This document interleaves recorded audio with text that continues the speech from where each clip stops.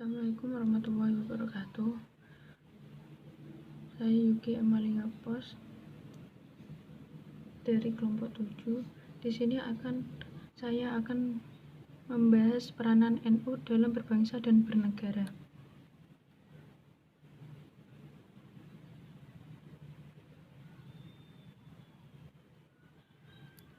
Untuk latar belakang secara historis, NU Nahdlatul Ulama memiliki kontribusi yang sangat besar dalam perjalanan sejarah bangsa Indonesia. Jika NU, maka akan didapati bagaimana peran NU dalam kehidupan bernegara bangsa tersebut. Meskipun secara akademis sering menjadikan NU dianggap sebagai organisasi yang akomodatif, pragmatis, dan bahkan oportunis. Untuk itu latar belakangnya. Dan di sini saya akan membahas peran NU dalam masa penjajahan, masa kemerdekaan, masa mempertahankan kemerdekaan, masa Orde Lama, masa Orde Baru, reformasi, dan pasca reformasi. Untuk yang pertama, masa penjajahan. Sejarah singkat Indonesia mencatat perkembangan baru setelah Maret 1942 Jepang menggantikan kedudukan Belanda.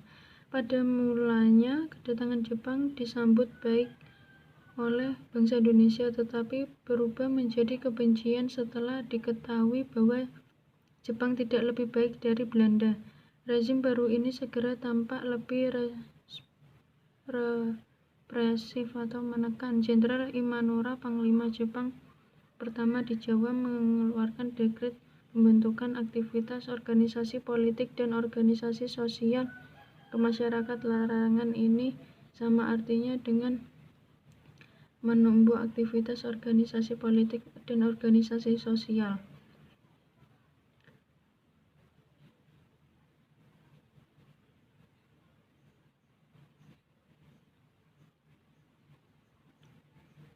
Sementara di bidang politik, selain aktif dalam Masyumi, Kiai Haji Abdul Wahid Hasyim juga duduk sebagai pimpinan tertinggi di Sumubu atau Kantor Urusan Agama, menggantikan Kiai Haji Hasyim Asy'ari. Sumubu pada awalnya dipimpin oleh Kolonel Heri yang bertugas mengawasi secara ketat organisasi Islam, terutama terhadap pendidikan Islam.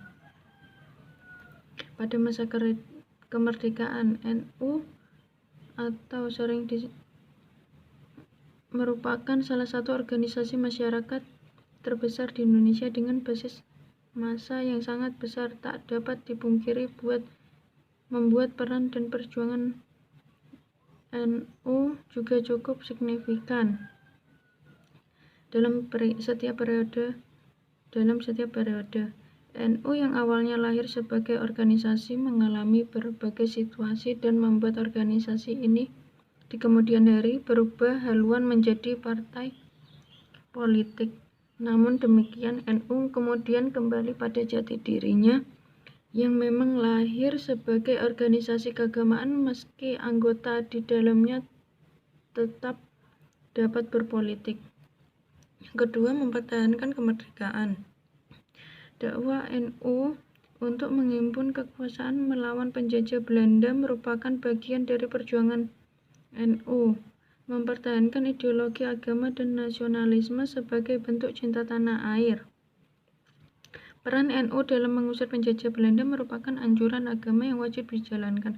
Hukuman tersebut sudah menjadi keputusan para kiai NU yang akhirnya melahirkan resolusi jihad. Resolusi ini menjadi pegangan ampuh para pasukan santri dan yang tergabung dalam Laskar Hizbullah maupun Laskar Sabilillah.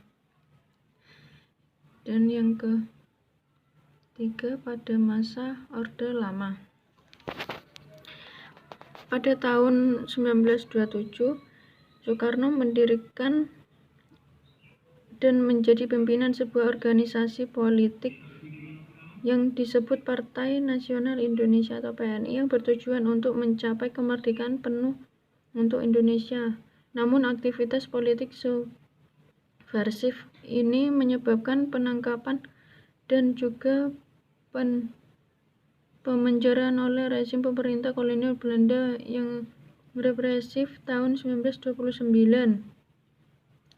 Bagi orang-orang Indonesia saat itu, pembuangan Soekarno itu malah memperkuat saja citranya sebagai pahlawan nasional perjuangan kemerdekaan. Setelah pembebasannya, Soekarno berada dalam konflik terus berkelanjutan dengan pemerintah kolonial selama tahun 1930-an, menyebabkan Soekarno berkali-kali dipenjara. Dan pada masa Orde Baru, proses NU kembali ke Tita 1926 dilalui dengan lika-liku yang panjang. Gagasan itu sebenarnya sudah muncul sejak Muktamar NU 1962 di Solo. Sesudah itu dalam Muktamar Bandung 1967 dan Surabaya 1971 tidak terdengar lagi isu tentang itu. Namun itu tidak berarti substansinya sama sekali hilang dari perhatian para pemimpin NU. Tarik-menarik antara keinginan menjadikan NU sebagai organisasi politik, keinginan untuk tetap sebagai organisasi sosial keagamaan terjadi sejak lama. Muktamar Menas 1938 ketika membahas perlunya NU menempatkan wakil dalam Dewan Rakyat atau Volksrat atas usul cabang Indramayu ditolak sidang dengan perbandingan 39-11 dan 3 ketika NU memutuskan keluar dari Masyumi dan membentuk dirinya menjadi partai politik. Muktamar Palembang 1952 memutuskan menerima dengan perbandingan suara 61, 9, dan 7. Hal ini menggambarkan bahwa tarik-menarik tidak berjalan mulus.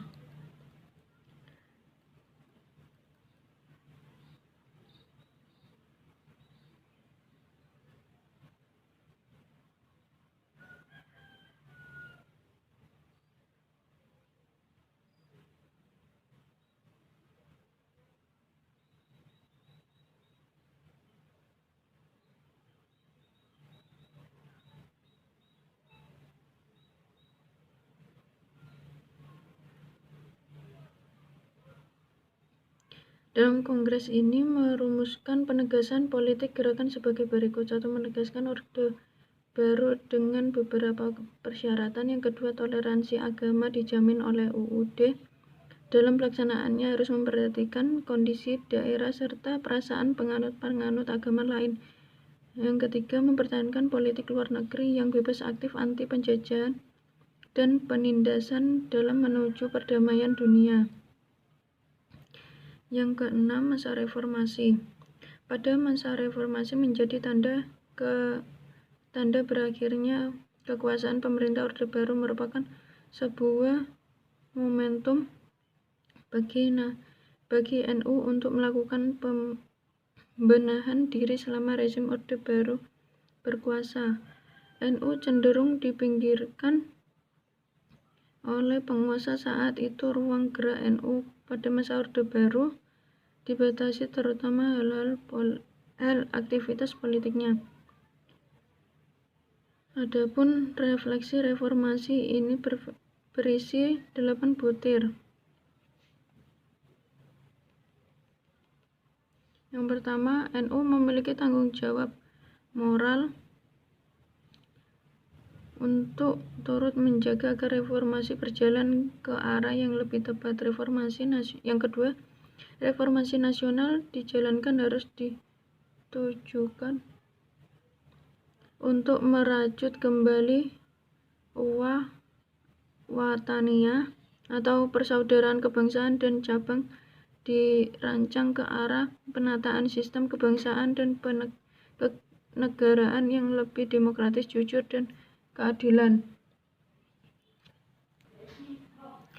Reformasi Jangan sampai berhenti di tengah jalan sehingga dapat menjangkau terbentuknya sebuah tatanan baru dalam kehidupan berbangsa dan bernegara. Yang keempat, penyampaian berbagai gagasan yang dikemukakan hendaknya dilakukan dengan hati-hati, penuh kearifan, didasari komitmen bersama, serta dihindari adanya pemaksaan kehendak. Yang kelima, kasus-kasus pelanggaran HAM di masa lalu harus disikapi dengan arif dan tanggung jawab. TNI harus berdiri di atas semua golongan. Yang ketujuh, pemberantasan KKN harus dilakukan secara serius dan tidak hanya dilakukan pada kelompok tertentu. Yang kedelapan, praktik politik yang ada di Indonesia harus segera dibasmi tuntas dalam setiap praktik ekonomi.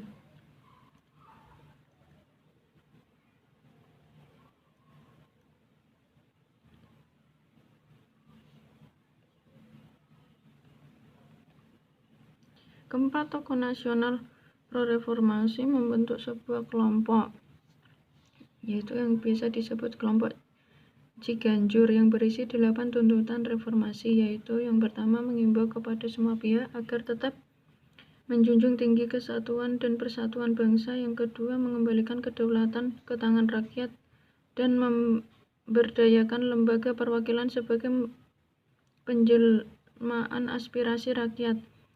Yang ketiga, mengembalikan kedaulatan ke tangan rakyat sebagai asas perjuangan di dalam proses pembangunan bangsa. Yang keempat, melaksanakan reformasi harus diletakkan dalam perspektif kepentingan yang akan datang. Yang kelima, segera dilaksanakan pemilu oleh pelaksanaan independen. Yang keenam, penghapusan fungsi APRI secara bertahap, paling lambat 6 tahun dari tanggal pernyataan ini dibacakan. Yang ketujuh, menghapus dan menyusut perilaku KKN yang diawali dengan kekayaan Soeharto dan kroni-kroninya. Yang delapan, mendesak segera membubarkan PAM Swakarsa. Yang ketujuh, pada masa pasca reformasi dengan tidak lagi menjadi parpol NU, yang NU sebagai organisasi kemasyarakatan bisa lebih leluasa mengembangkan diri, memfokuskan pada misi dan misinya di bidang-bidang sosial, kemasyarakatan, keagamaan, dan pendidikan. Makin banyak tantangan yang dihadapi masa NU yang banyak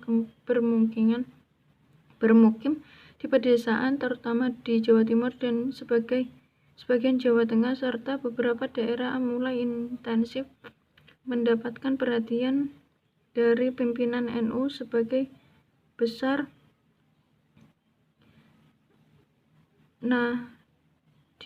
Nahdliyin di